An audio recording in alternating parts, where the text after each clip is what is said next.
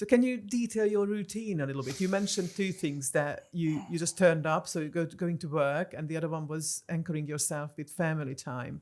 Yeah, I think from a business perspective, it was about actually going back to basics. What am I good at?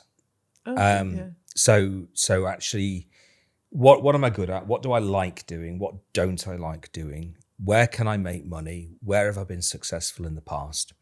And actually, it's actually, on reflection, it's a really good time for reflection, because what you're able to do is go, well, actually, perhaps this wasn't going in the right direction for me anyhow. And what this forced break has allowed me to do is be able to say, well, this is the direction I feel as though I'm best at. Yeah. So analysis was what allowed me to be able to. So I'm generally quite matter of fact. So I don't get emotional about things. Okay.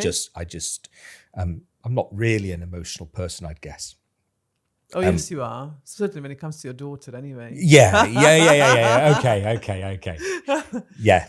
But yeah, I get you. So Yeah. in business, you are able to treat business is business, family is Yes. family. You are able to I would rather say compartmentalize. Yes, I agree with that. What I was then able to do, because I was able to analyze what I'd been doing right, doing wrong, you were then able to build from that. So and then what I did is I shortlisted 2 to 3 different routes forward.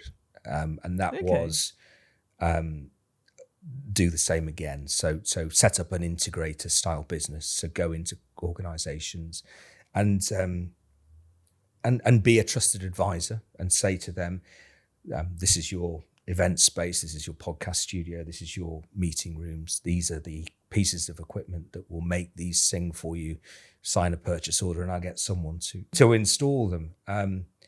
But I think what didn't I enjoy about that integrator business was days and days, weeks and weeks on site with site delays and that sort of cost element that kept on running out of control. Not running out of control, that's the wrong thing, but a delay on site with the plasterboard contractor means that your AV engineers that you got allocated for 2 days work ends up being 4 days work because they weren't able to run the cables in that were necessary in that time. So therefore you've just basically incurred a couple of days worth of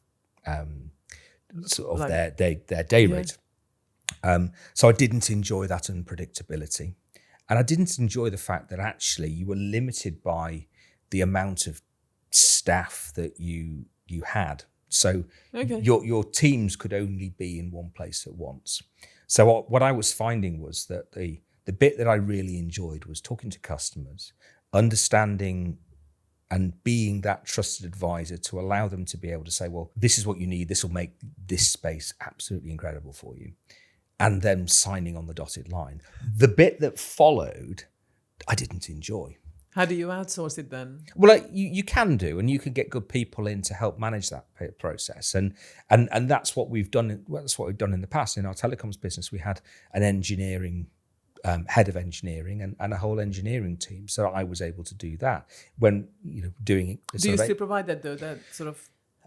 So moving away from that with Meeting Room Doctor. So the difference with Meeting Room Doctor is, so I looked at that and go, the bit that I really like was adding value and being a trusted advisor. But talking to one customer at a time, there was only so many things that I could do, so many projects that I could touch and add value to.